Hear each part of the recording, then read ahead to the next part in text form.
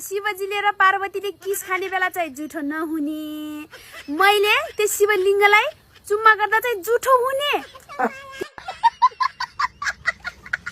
तिमीलाई त यसरी नै उडाइदिने हो कि जसले मलाई नराम्रो कमेन्ट गर्छौ नि, जसले मलाई नराम्रो भनेका छौ नि, तिमीलाई त मैले पार्दले उडाइदिन्छु के मैले के थुके छु र त्यहाँ गएर मैले त्यो गरेछु र नराम्रो गरेछु र तिनीहरूलाई चाटेछु र छैन त के रे। त्यो शिवलिङ्गलाई यसले जुठो बनाए, थुकी, त्यसले लगाएको कपडा पनि जुठो होला, जुठो कपडाले छोई भन्नेहरूलाई मैले पादले उडाइदिन्छु के बालै छैन। मैले नराम्रो केही पनि गरेँ होइन।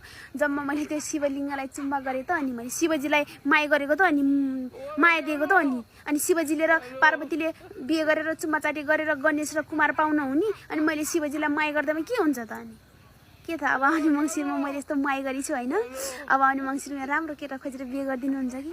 कुरा बुझ्नु छैन, बल्ल अर्काको कमेन्टमा आएर पेर पेर पेर गर्ने।